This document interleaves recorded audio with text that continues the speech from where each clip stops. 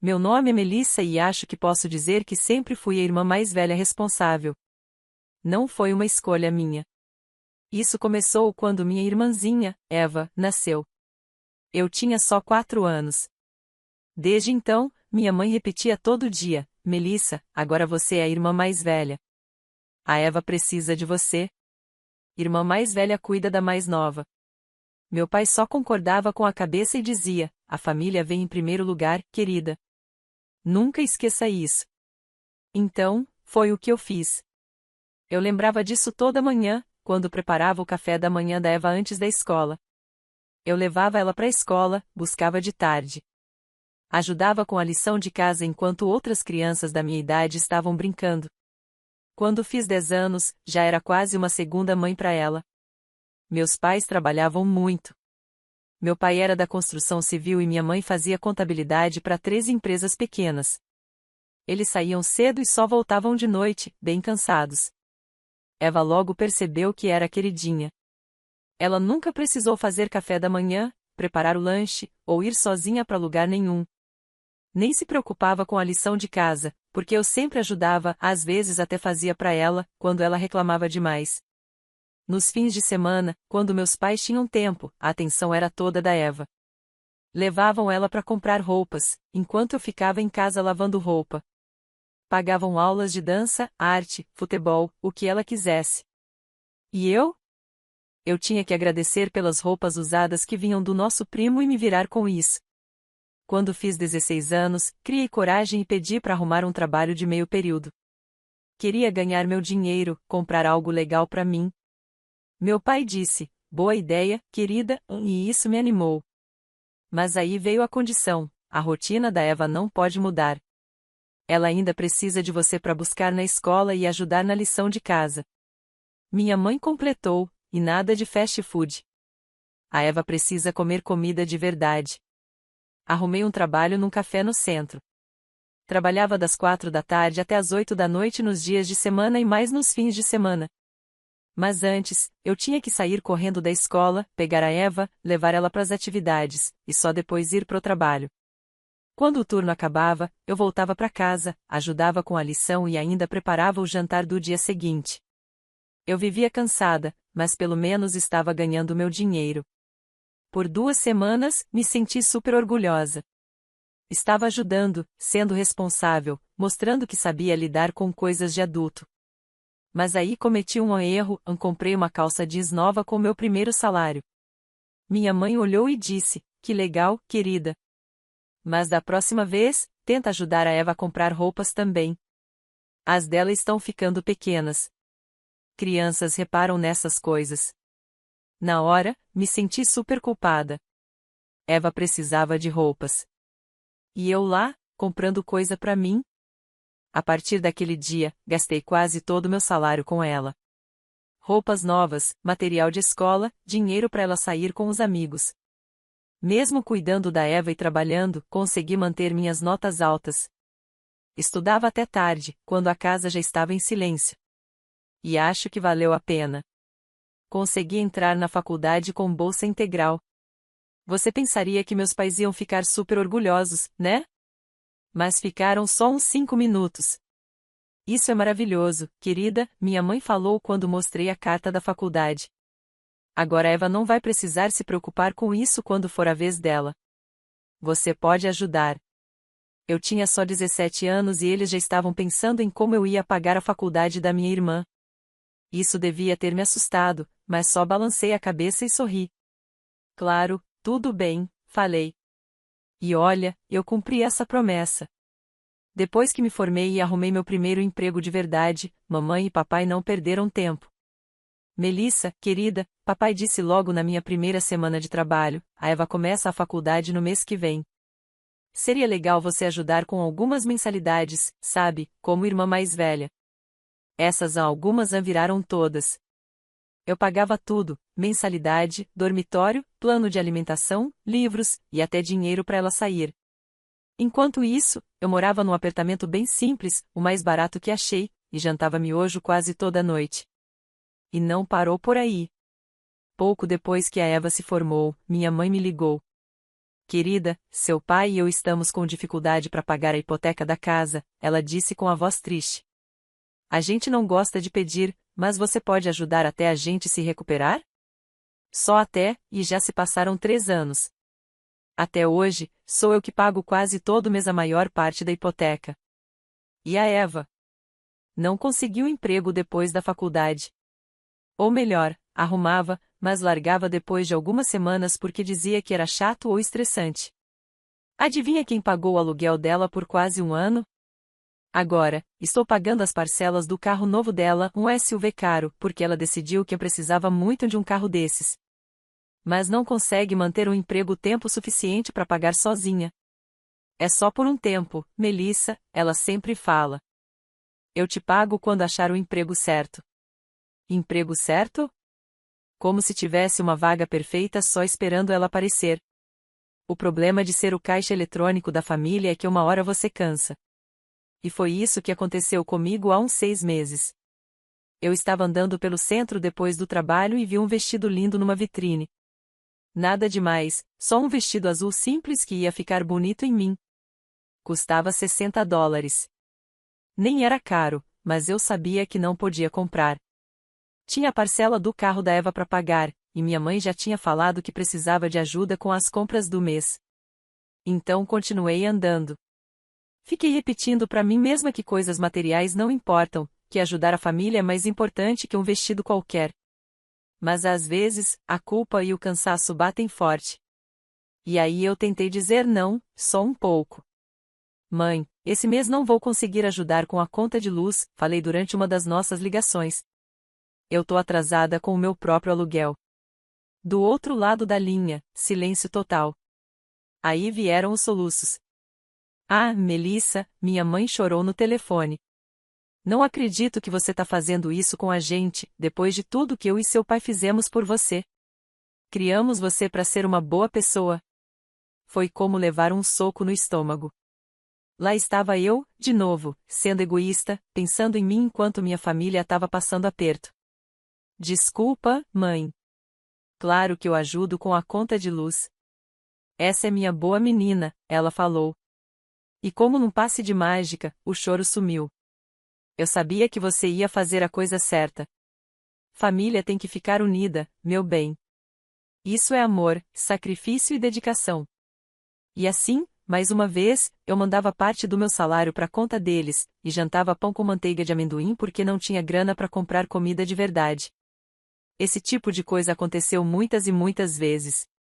Sempre que eu tentava dizer não, minha mãe começava a chorar e a falar de sacrifício, de amor, de tudo que ela e meu pai fizeram por mim. Lembrava da comida na mesa, do carinho, de quando eu era criança. E a Eva? Tinha o jeitinho dela de manipular também. Ah, vai, Melissa, ela reclamava quando eu hesitava em pagar alguma coisa. Você sabe que um dia eu vou te pagar. Você é minha irmã. Não deveria me ajudar? O pior era como eles ficavam ofendidos se eu não largasse tudo na hora que eles ligavam por alguma emergência. Tipo no mês passado, quando minha mãe me ligou no meio do trabalho, desesperada. Melissa, você tem que vir aqui agora. A máquina de lavar tá fazendo um barulho esquisito e as costas do seu pai estão doendo de novo. Mãe, tô no meio de uma reunião importante. Dá pra esperar até de noite? Esperar? Ela ficou chocada. Melissa, e se a máquina estourar? E se alagar o porão? E se for perigoso? A gente não tem dinheiro para chamar técnico agora. E, afinal, família ajuda família. É isso que a gente faz. Expliquei que não podia sair naquele momento, e aí veio o golpe final. Tá bom, eu entendo, ela disse com a voz fria. O trabalho agora é mais importante que a família. Já entendi nosso lugar. Então, lá fui eu. Inventei uma desculpa pro chefe, saí mais cedo, e passei 3 horas na casa deles, esperando o técnico dizer que a máquina só precisava ser nivelada, coisa que meu pai resolveria fácil em 5 minutos, se tivesse tentado. Mas era sempre assim. Sempre que eu tentava colocar um limite, dizer não, pensar um pouco em mim, eu era egoísta. Sempre que eu não conseguia largar tudo e correr para resolver o problema deles, era porque eu não amava a família de verdade. E o mais louco? Eu acreditava nisso. Achava que era assim que família funcionava. Uma pessoa dando tudo, e o resto só pegando.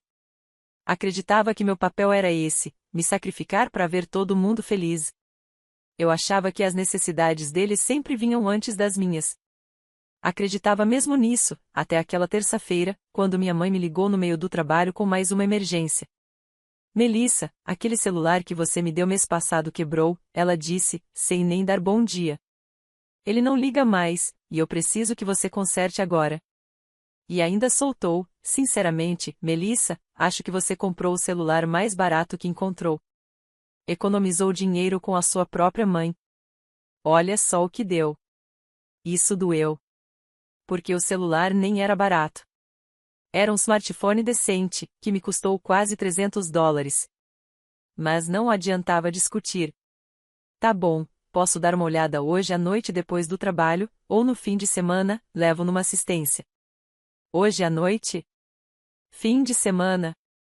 A voz dela já veio com aquele tom bravo de quem vai reclamar. Melissa, eu preciso do celular agora. Não posso ficar sem. E se acontecer alguma emergência? E se a Eva precisar falar comigo? A velha culpa veio batendo forte. Talvez ela tivesse razão. Talvez eu devesse mesmo ter comprado um celular melhor. Talvez a culpa fosse minha. Tudo bem, eu disse, já pegando minha bolsa. Vou buscar o celular agora e ver o que dá para fazer. Inventei mais uma desculpa no trabalho, emergência de família, e fui até a casa dos meus pais. Minha mãe já estava na porta, com o celular na mão e cara feia.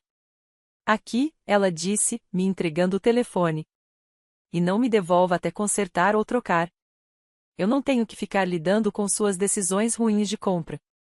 Peguei o celular e voltei pro trabalho, pensando em levar ele numa assistência no dia seguinte. Mas, quando cheguei no estacionamento do escritório, tentei tirar o celular da bolsa e acabei apertando o botão de ligar. A tela acendeu na hora. O celular não estava quebrado. Ele só estava desligado. Provavelmente minha mãe apertou algum botão sem querer. Pensei em ligar para contar que estava tudo bem, mas aí começaram a aparecer mensagens na tela. Mensagens da Eva no aplicativo de conversa que eu nem conhecia. Fui tentar limpar as notificações, mas cliquei numa sem querer e abriu a conversa.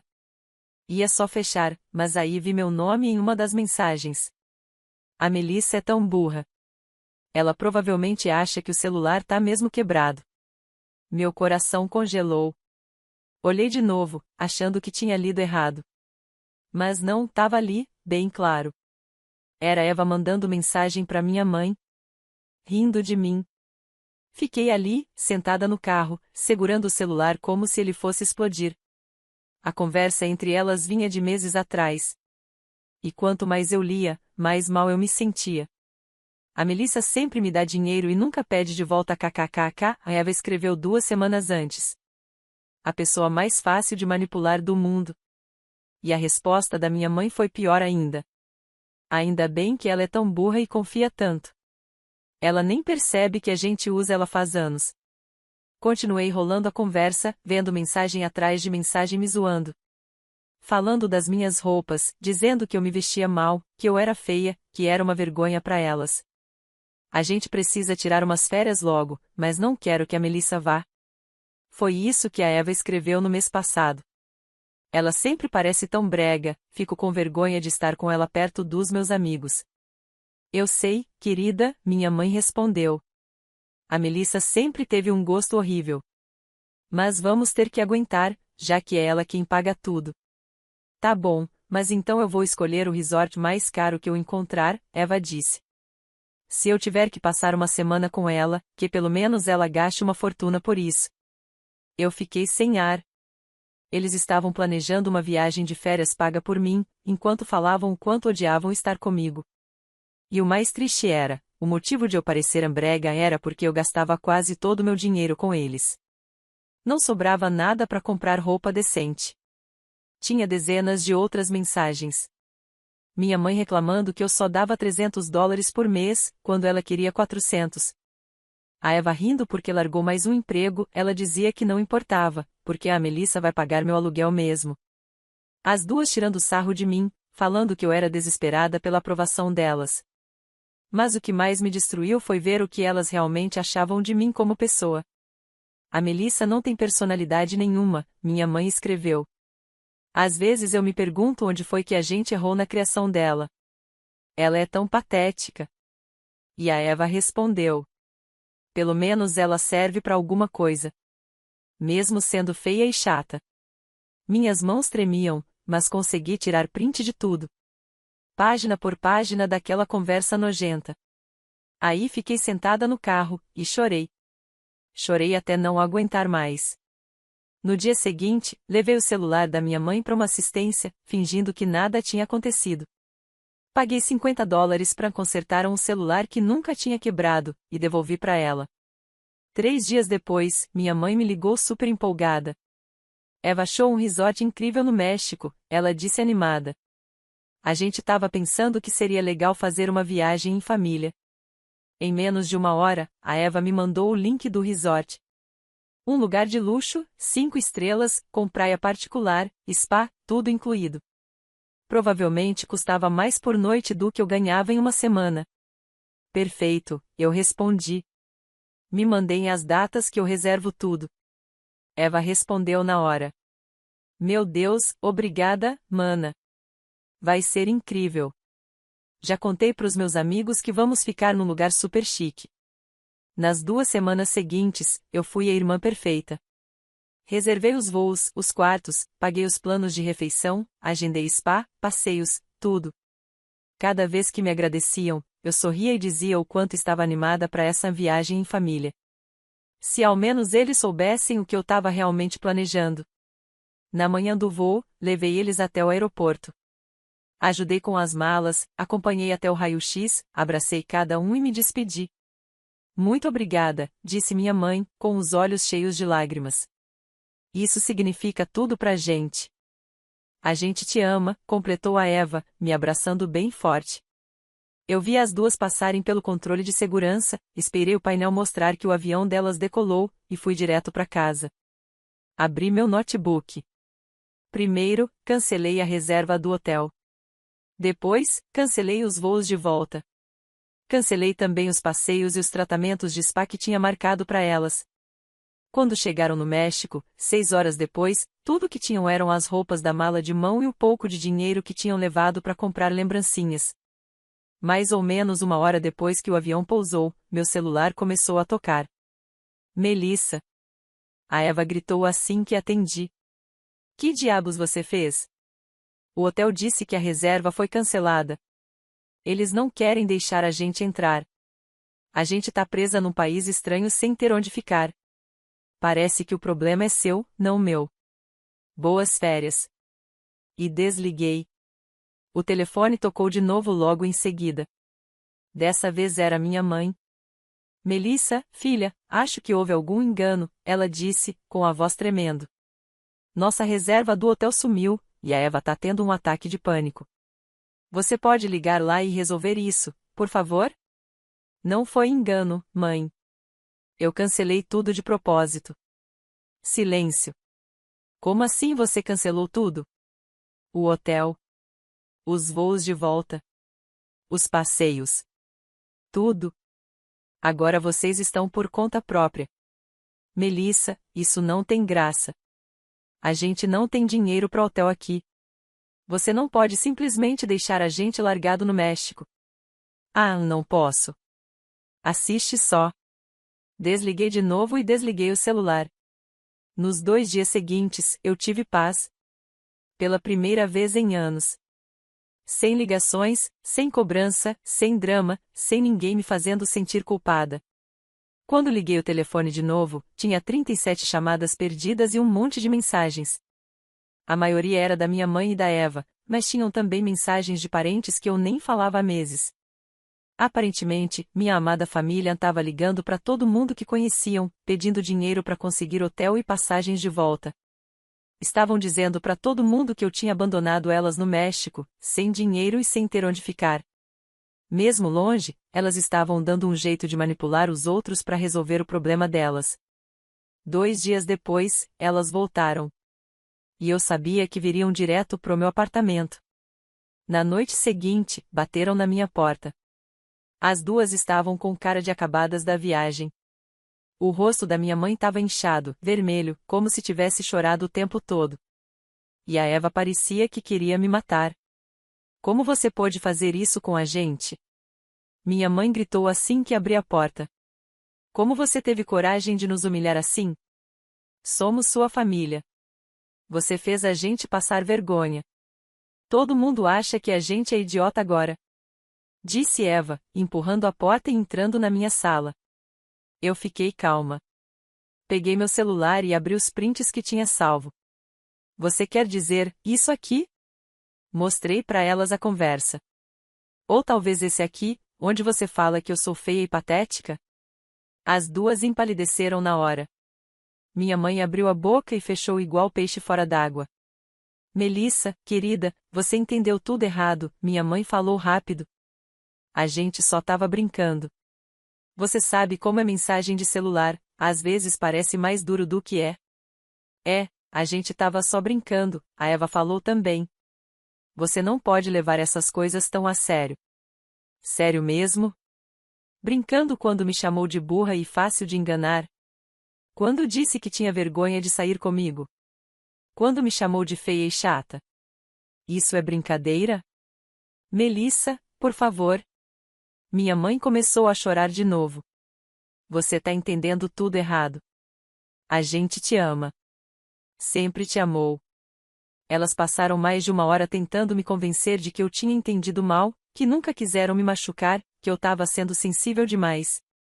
Quando isso não funcionou, começaram a apelar pro drama. Depois de tudo que fizemos por você, foi o que meu pai disse quando resolveu abrir a boca. Criamos você, demos comida, teto. E é assim que você retribui? Aliás, eu falei, cortando ele. Ontem cancelei todos os pagamentos automáticos. A hipoteca da casa, o carro da Eva, o aluguel dela, tudo. Agora vocês vão ter que se virar. A Eva começou a chorar na hora.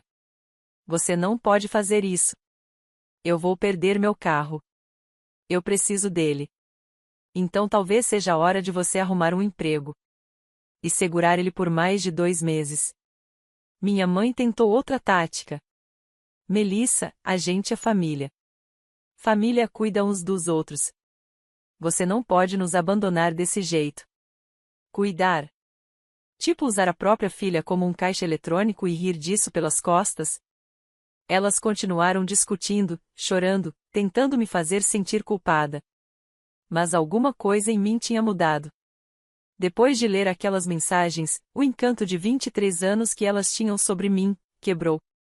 Chega, eu disse. Saiam do meu apartamento. Agora. Ou eu chamo a polícia. A Eva fez uma cena ridícula, gritando, chorando igual criança. Se jogou no meu sofá, começou a chutar e berrar. Isso não é justo. Você devia me ajudar. Você é minha irmã, devia me amar. Mas isso não te impediu de me chamar de feia e ridícula, né? Eu abri a porta e fiquei ali, parada, até elas saírem. Depois disso, troquei todas as fechaduras. Nas semanas seguintes, elas não desistiram. Minha mãe me ligava o tempo todo. Às vezes chorando, às vezes gritando. Tentou de tudo para me fazer voltar atrás. Vamos perder a casa, ela soluçava em uma das ligações. É isso que você quer? Que seus pais fiquem sem teto? Devia ter pensado nisso antes de rir de mim por anos. Somos sua família, Melissa. Família não abandona ninguém. Vocês me abandonaram faz tempo. Só me mantiveram por perto para pagar as contas. Acabei tendo que bloquear os números deles. Mas eles não pararam. Começaram a envolver outros parentes. Minha avó me ligou e pediu para conversar. Quando cheguei lá, metade da família estava me esperando. Tinham armado algum tipo de intervenção. Melissa, disse minha tia linda. Sua mãe disse que você tá punindo eles por um mal-entendido bobo. Mal-entendido bobo? Peguei meu celular, abri as capturas de tela e mostrei para todos. A sala ficou completamente em silêncio enquanto eles liam. Eu vi o rosto de todo mundo mudar quando eles perceberam o que minha mãe e a Eva realmente diziam sobre mim. Isso é mentira, minha mãe disse, desesperada. A Melissa deve ter mexido nessas mensagens para fazer a gente parecer ruim. Mas aí, minha tia Karen, irmã do meu pai, se levantou devagar. Não é mentira, ela falou baixinho. Eu já ouvi vocês duas falando assim da Melissa. Eu só nunca disse nada porque não queria me meter em confusão de família. Obrigada, eu falei para ela. Eu devia ter falado antes, ela continuou. Eu vi essa menina abrir mão de tudo por vocês, e vocês nunca valorizaram. Nunca. Minha avó olhou para minha mãe e para Eva com cara de nojo. Saiam da minha casa, ela disse. Não quero ver nenhuma de vocês aqui de novo. Isso foi há 6 meses. Logo depois daquela reunião de família, comecei a fazer terapia. A psicóloga me ajudou a entender que o que meus pais fizeram comigo não era normal. Desde pequena, eles me ensinaram a sentir culpa por ter necessidades, por querer algo para mim. Me fizeram acreditar que meu único valor era o que eu podia fazer por eles. Eles aproveitaram do seu senso de responsabilidade, a doutora Martinez me explicou. Fizeram você acreditar que amar era se sacrificar. Mas amor de verdade não é isso.